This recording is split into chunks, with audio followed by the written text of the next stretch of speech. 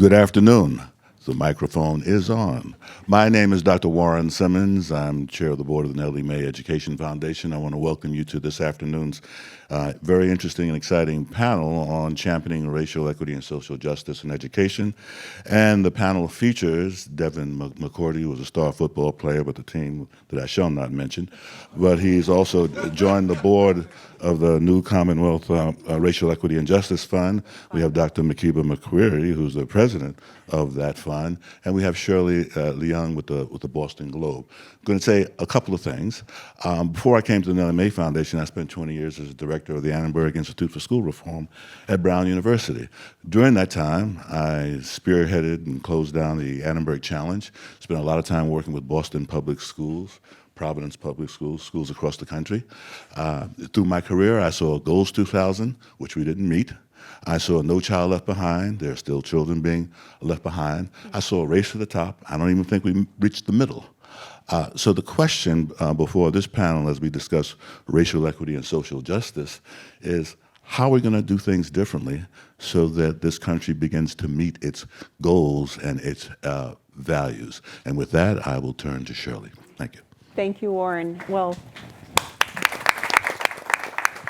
all right, I understand we're a little behind, so I'm going to make up time. So we're going to go launch right in. So I've got a few questions. If you're here in the audience, use your Slido hashtag Globe Summit. If you're joining us virtually, I think there's some instructions on your screen. So Devin, I want to start with you. You're part of a generation of Black athletes who are using your fame and fortune to talk about social justice issues.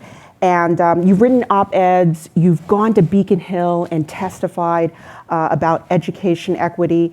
Why are you so active, especially since the generation just before you, Michael Jordan, Tiger Woods, they kept quiet? I think we felt the need. You know, I give a lot of credit to guys like Colin Kaepernick, Malcolm Jenkins, Anquan Bolden.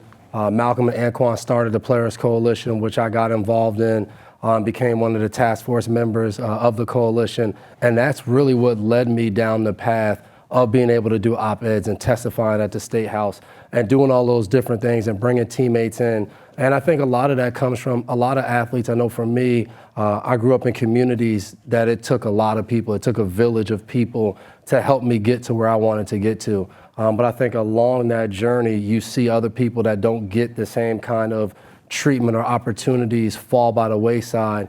And I think once I became a professional athlete, I looked out, especially in this area, playing for the Patriots. It wasn't popular to kind of go out and talk about different topics and do different things outside of football. It's supposed to be football only.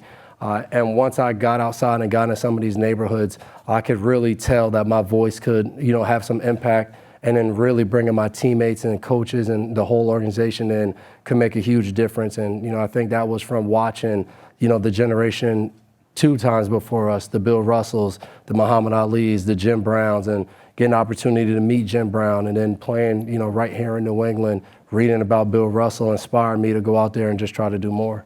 Mm-hmm. So, Makeeba, when you, as a nonprofit leader, when you see someone like Devin speak out and be active and be an advocate for social justice and racial justice, what does it mean for you to see him do that and his fellow teammates? And how did you get him to join the board, the board of the new Commonwealth Fund? I might just start by sort of saying and sharing really quickly that the new Commonwealth Fund, how it came to be, because it's very much aligned with how Devin came to join our family, and we really are quite a family. It was founded in 2020 by 19 Black and Brown C-suite executives who stood in front of, frankly, many white CEOs and said, we really have to lead this charge. We have to do something different. What we have been doing is not working. And that's very much similar to what Devin tells the story of where he felt he was when he was playing and what players were doing at that moment in time. And they said, we're gonna raise $100 million. We're gonna immediately get those dollars out the door, and we're gonna privilege Black and Brown leaders because they are doing the work already. They're already solving the problems. They just don't have the resources to do it effectively. And in that spirit, this was very personal. They had full-time jobs. They were not, ready to stand up an organization and take on a second job, but they did. And in just a year, they raised $20 million. And in just that same year, they got $3 million out the door across the Commonwealth. And so fast forward 3 years later, we're at $35 million. We're at over 300 nonprofit organizations. We're at $11 million in investments, and we hear sort of through the grapevine, we have a couple of other retirees on our board, but that Devin is thinking about retiring, and true story, and that he's interested in getting to know more about the new Commonwealth Fund. So, we actually didn't go knock on his door and say, hey, think about us when you have some free time. But the fact that he actually he was quite serious, that we actually were resonating for him. And that's the way that he wanted to think about his next part of his time and his contributions was so aligned with the 19 founders and with our current 15 board members. It would have had to be that way. Yeah. And truth be told, Devin has jumped through some hoops to be a part of this organization. And we adore and love the fact that we get to take advantage of his star status. But also, we actually, more than that, really appreciate his commitment to racial equity work and what he's already done, what he already brings to the table. That is really the requirement. Devin, so how did you hear about the fund?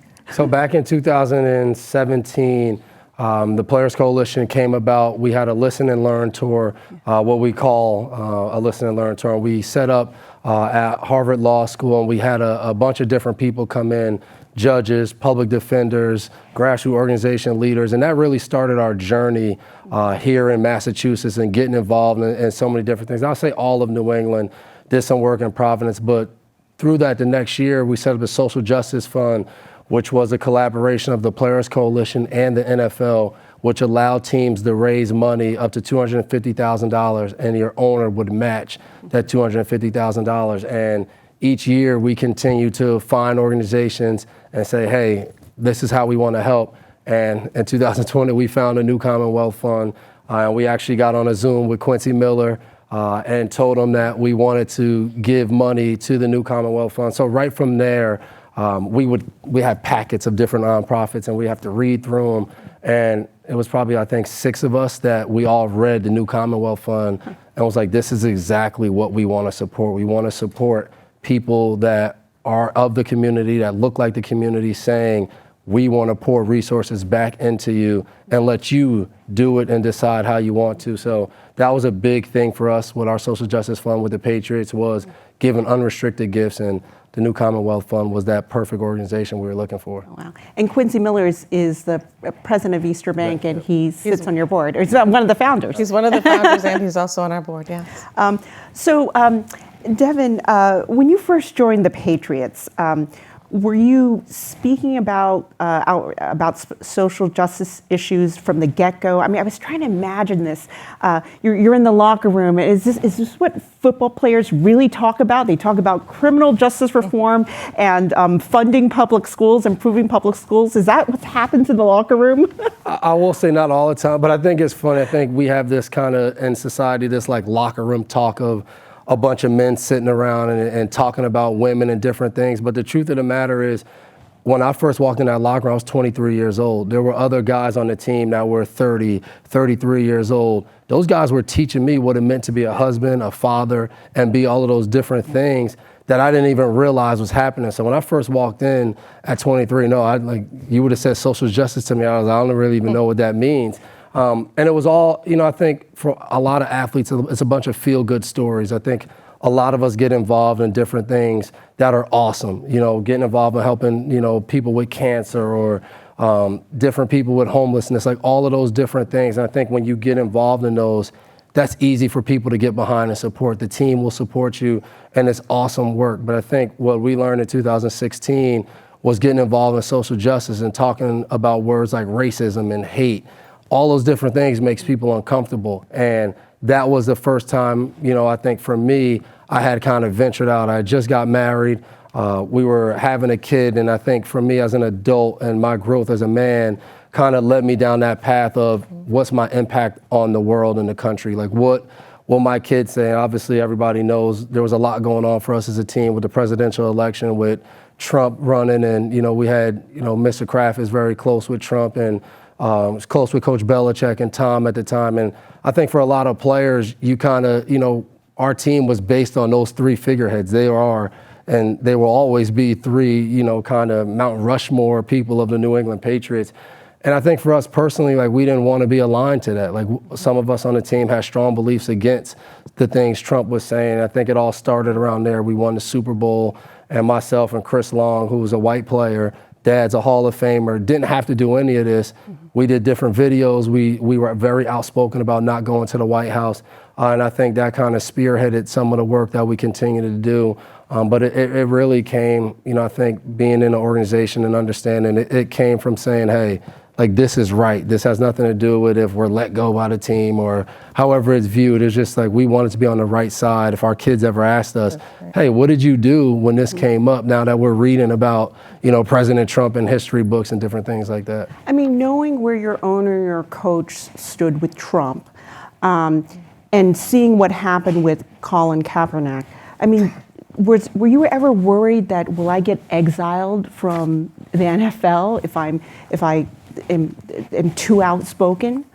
No, I think for me, I was very fortunate. I was on one team my whole career, and there was a certain level of respect across the board. I think between myself, Coach Belichick, Mr. Kraft, me and Mr. Kraft talked about a lot of these issues, throughout the years on multiple different occasions of just giving our honest opinion and him telling me, how he grew up and how he opened his eyes. I mean, he went and visited Meek Mill in Pennsylvania in prison and learned his story. So he was very open about going and learning things. We did a ride along through Boston together in the back of a police car. So he was very open to those things and would ask me, like, what's your thoughts? Like, why do you feel this way? How? So I was fortunate to have that kind of relationship in the organization. But at the end of the day, you don't know. You don't know how it's going to be viewed. But I think you bank on the people that are in the organization, the people that have trusted you and believe in you and respect you, understand where you're coming from. And obviously through the years, it resonated and we were able to do great work. So Makeeba, I feel like I was at the birth of the new Commonwealth Fund in July 2020. I wrote the first stories about this fund being launched. And as you mentioned, the goal was to raise $100 million. And you're not there yet, though you've gotten far along. But I was wondering if you could talk about what is it like to raise money now? I mean, do you have the same momentum you had in 2020 as you do today? Yeah, I mean, it's, the thing that I think about a lot most recently is we have this visual that came from a report that McKinsey and did with some other partners that was based on data pulled from press releases in 2020 of pledges made to racial justice commitments. And it was, there's like a $200 billion number that's out there. And that's just to organizations doing racial equity work. This is not like to small businesses or growing, other for-profit entities focused on Black and brown investments. And so the question is, here we are 3 years later, and what can we account for? Like how much of that was released out into the ecosystem? And nobody's doing that report. And so that's one of the things that we really want to be a part of figuring out, and we're figuring ways to do that and partners to do that with. But it's interesting, right, that nobody's asking that question. Who's written the checks? How many checks have been written? To whom? I hypothesize that we will be disappointed because it's become much easier to start to look away from that moment. It was really hard to do that in 2020. We were inundated with the reality that both a pandemic and multiple killings of Black men and women were happening and were being publicized by media and were impossible to look away from. Here we are now, and we're kind of back to feeling like we're invincible and free, and these things aren't really in front of our face. And so no, people are not writing checks and not making pledges. And it is becoming more difficult to remind folks that actually 2020 didn't happen in 2020, it happened in 2010, it happened in 2000, it happened in 1960, it happened in, this has been going on for decades and centuries. And so here we are, and we need to continue to do this really, really hard work, really important work of understanding where the disparities are. And a lot of those disparities are grounded in financial resources. And so leveling that playing field, I think, is critical. And that starts with telling the truth. So I think we need to ask the question, who's written the checks? And if you haven't, how can we help you write those checks? Do you need to know who to write the checks to? Because we know those things. We know who's doing really, really good work, and we know how to get them resourced. Makeeba, let's stay on that topic. I mean, so we just heard that the Players Coalition wrote a check to NCF, New Commonwealth Fund. But then you, in turn, write checks and help a lot of Black and brown-led nonprofits who do the work of racial and social justice. So talk about some of the grassroots organizations you've already funded. Absolutely. One of the organizations that we're working with right now, two actually, that we're helping to partner, is the Transformational Prison Project and New Beginnings. These are two organizations that work with folks that are returning from being incarcerated. And they are figuring out how they can actually help their colleagues who are also doing that work stop being so competitive about resources and bring each of their different talents to bear so that they can support in a more holistic way individuals who are returning citizens. So they're doing incredible work. We are working with an organization in Lawrence that's called Elevated Thought. They do what some folks might call youth development, but we call it economic development. They're teaching young people how to use the creative arts to make money. And so they have galleries, they have outside murals, and they do a lot of public artwork. But they also talk about economic empowerment, and they're teaching young people how to think about themselves as I don't want to say a tool, but that all of their creativity can actually power them to earn a living, have an income.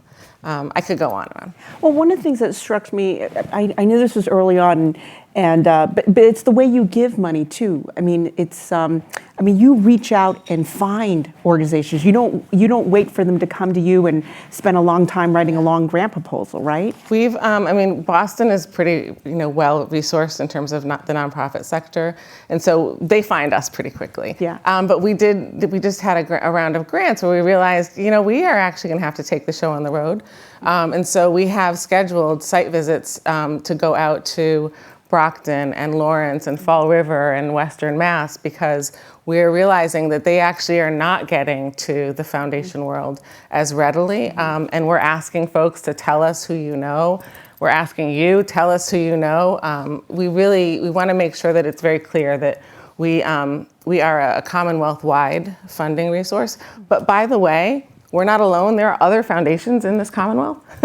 And we really want to make sure that they know that there are a lot of really powerful Black and brown leaders doing incredible work across the Commonwealth that they also can support. And so we are an open source foundation. We will tell you who's doing all the work, and you can fund them also. Devin, when you look at, you're still very young, but but when you look at what you've done so far in terms of social justice and using your platform for good, actually, I was doing some research. You've done quite a bit. You even moderated a debate, right? a Suffolk DA debate back in 2018. And so. But I didn't know what I was getting myself into with that one.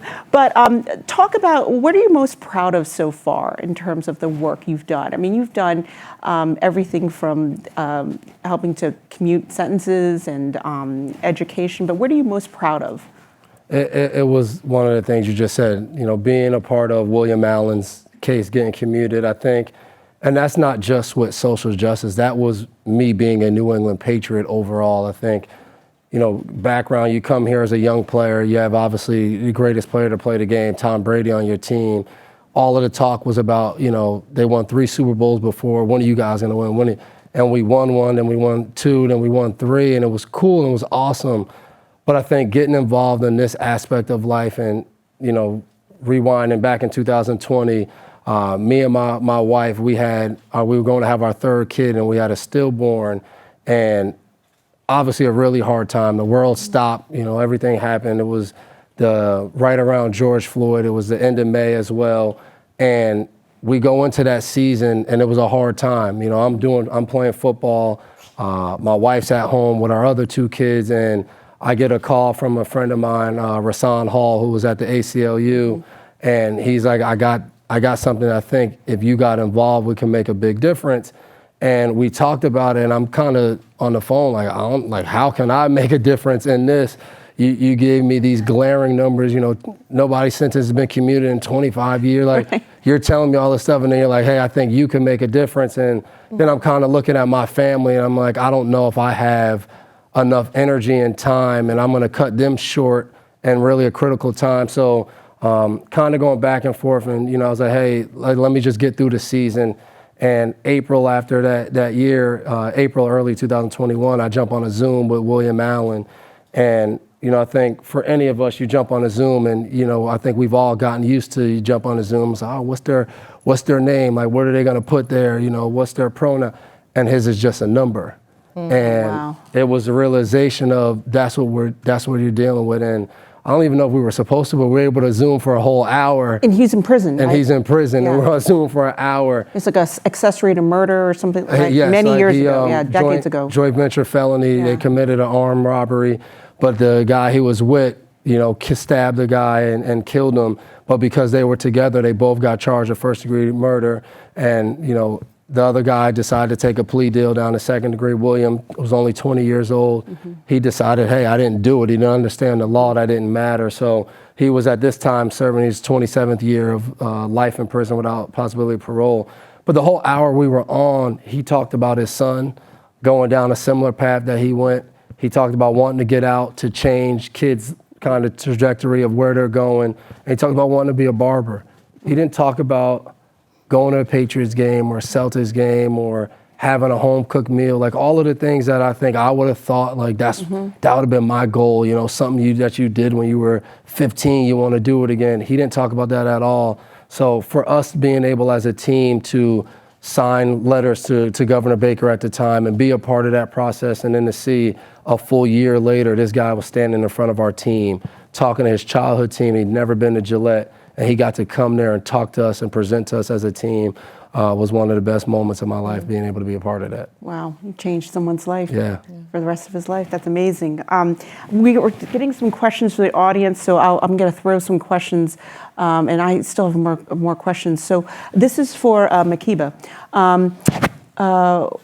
Have you seen founders of color have more difficulty getting their startups funded than other founders? I guess this is like nonprofits, I guess. Or maybe it's not, maybe it's both. Anyways. Yeah, I mean, we work primarily with organizations that are nonprofit organizations, but I certainly anecdotally have talked to folks who have their own businesses, small businesses too. And absolutely, and I would say the fundamental reason is confidence. I would say it's really, really hard to not know the rules. And if you don't know the rules and you don't know when you walk into the room or you walk into the bank, either way, foundation or a bank or to get capital, to get started, you have to know what to ask for. You have to understand that you may not have all of the sort of right things in your bag of goodies, and that might be okay. And then you have to be confident enough to say, I know I might not have all of the boxes checked, but tell me what I have to do in order to check those boxes. And most of the time, folks don't say that; they just walk out. And so that's what we hear about, and those are the stories that we hear, and that's a lot of the support that we offer is teaching people how to push back.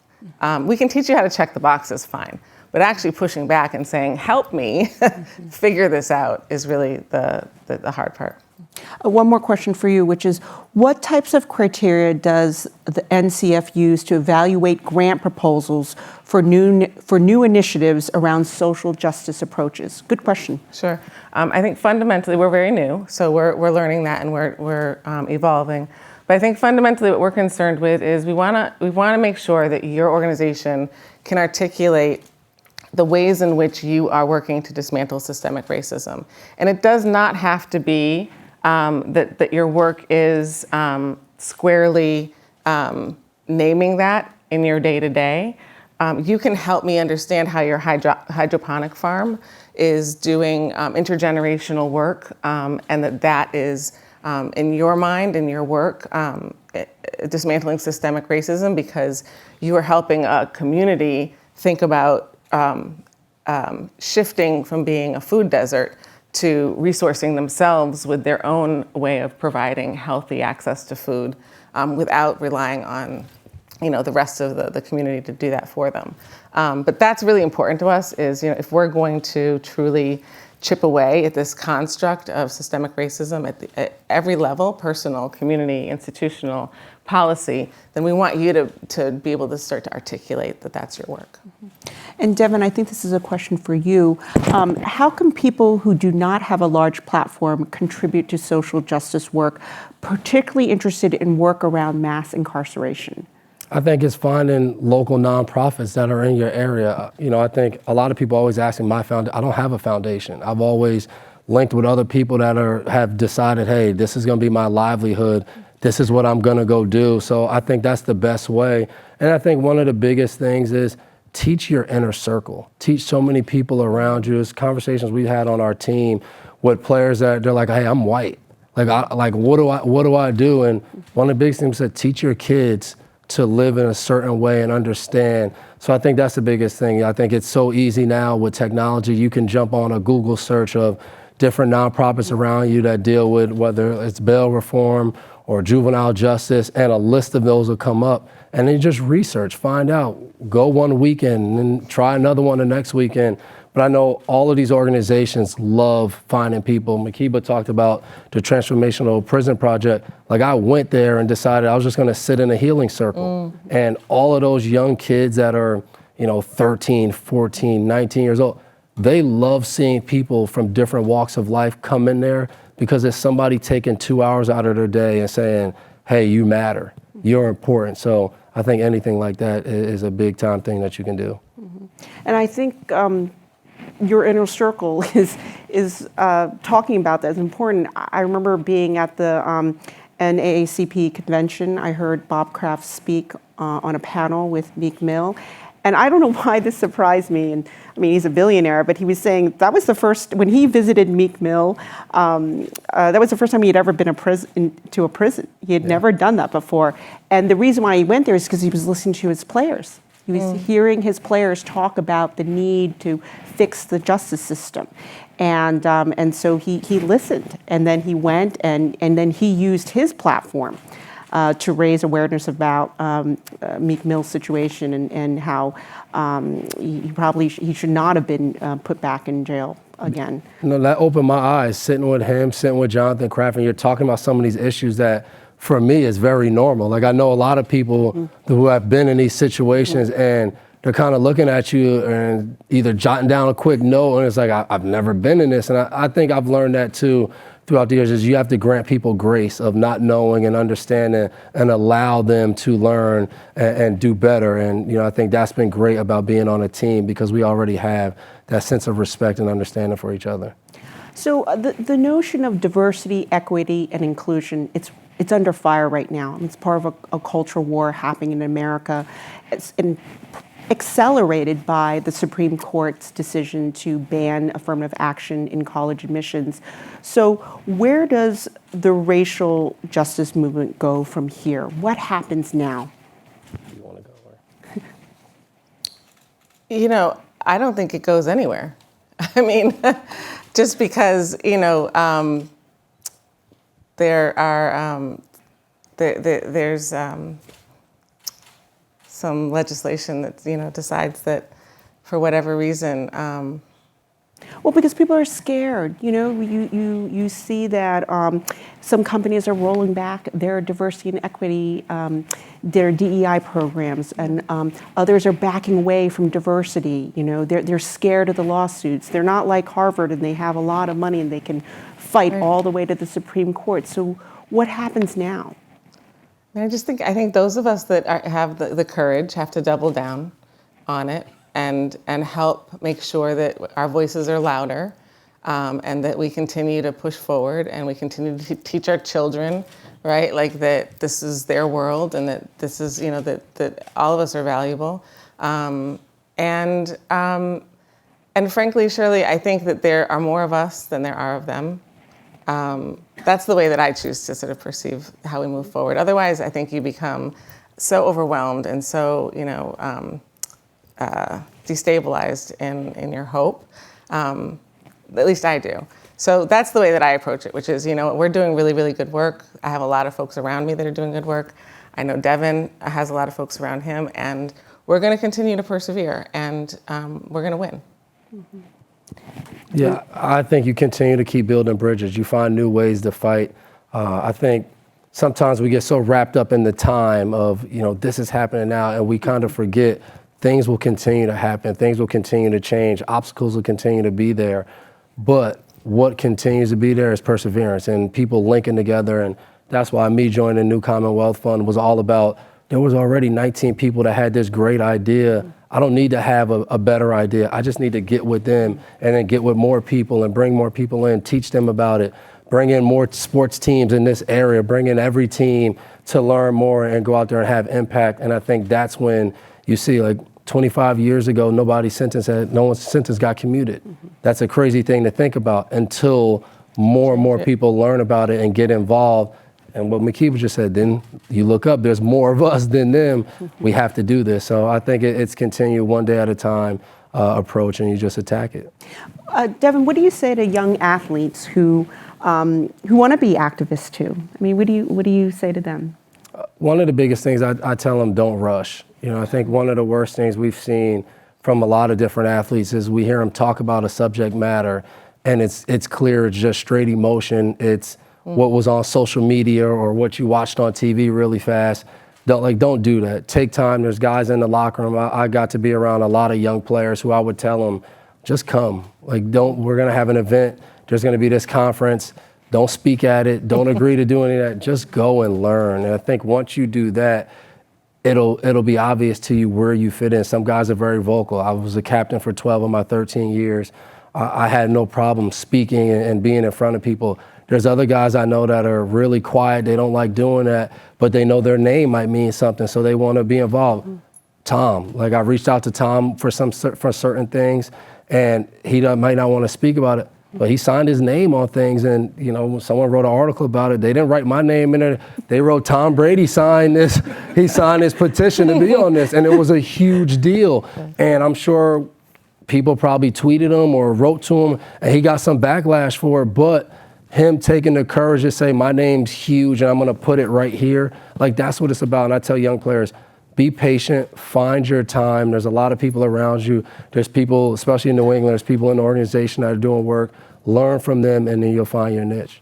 Did you get any backlash from your social justice work, and how did you handle that? Not on the team, but social media-wise, fanfare-wise, I got approached in Walmart before. What happened? Just somebody came up to me and was like, "What you're doing is disgusting. You don't deserve to be like." I try to stay calm individual. I understand the platform you have comes with a gift and a curse, different things. But when I was in New England in 2016, myself and Martellus Bennett, during the national anthem, we put our fists in the air, and our social media guy came to me with a pack of emails. And I remember being annoyed, why do I need to see this? But if you're flipping through it and the verbiage that's used, being called don't out read of the my social name, media. No, don't read it. But it's also a reminder. I would go read each one of them, because I knew that means I was doing something good. I didn't say, I watched my press conference, I didn't say anything negative about any person. All I talked about, I wore a shirt that said no hate, no racism, no sex, like a bunch of different things. And that's what I spoke about. I said, so if somebody's angry, I feel like I'm in the right place. Makeeba, we've got one more minute, I think. Sorry, my eyes are too old to read exactly what that was said. It's but the light, anyways, it's the light. the light. Anyways, so what else? How else can pro athletes leverage their platforms here in Boston? We're seeing what Devin's doing, even as when he was playing and now in retirement. What else would you like to see them do? Yeah, I mean, I think it's the theme that's sort of been the thread through a lot of the conversation today on this couch, which is proximity. So, I know that athletes are incredibly busy. I know they're being pulled in lots of directions. The actual job is incredibly taxing, but the more that they can have proximity to the communities that they're playing in and to the things that are happening around them, I think that's really powerful. I think young people need to see them out and doing more than just sort of the photo ops, but actually, if there's the opportunity for them to embed themselves in some meaningful way, even if it's not all the time, not frequent, but just in meaningful ways, I think that is really important. Well, Devin, Makeeba, thank you so much, and we're going to hear one more time from Dr. Warren Simmons.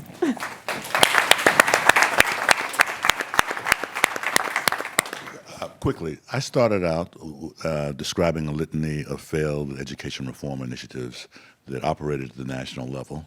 The question I think this panel helped answer is what's going to be different this time. So here are some of the things that I'll make note of. When I started out in this work 40 years ago, I was invited into networks where I was the only person of color. And when I was in the networks of superintendents and funders and policymakers, I was in the back row. Over the course of my 40 years, I moved up. The networks got a little bit more diverse, and I'm finally at a point where I'm a leader. But that took 40 years. So what we see now are people who are building networks that are led by people of color in philanthropy and nonprofit organizations. Makeeba has joined the board of the Nellie Mae Education Foundation, extending partnerships. We have $500 million endowment. We give away $24 million a year in awards. What's also different is the recognition that the solutions are not just technical, they're social, political, and cultural as well, and that they have to be forged and identified and operated at the community level. And so I'm very excited about joining with Makeeba and Devin and others to strengthen work in communities, to understand the intersectionality of the challenges, education, healthcare, the economy, social development. And with it, hopefully, we will be accountable for creating the improvement that our communities so sorely need. So thank you for your time, and look forward to working with all of you in the future. Thank you.